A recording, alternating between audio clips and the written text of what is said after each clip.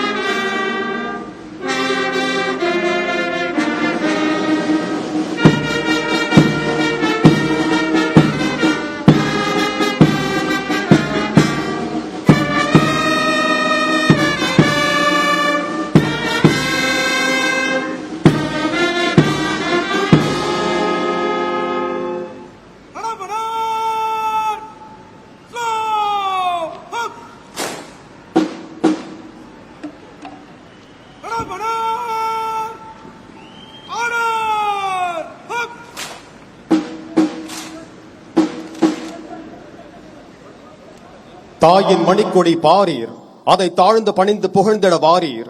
பாரதியாரின் இந்த பாடல் நம் தேசிய கொடியை தாயின் மணிக்கொடியாக போற்றி அதன் கீழ் நாம் அனைவரும் ஒன்றுபட்டு நிற்க வேண்டும் என்ற தேசப்பற்றையும் பெருமிதத்தையும் இத்தருணத்தில் எடுத்துரைக்கிறது.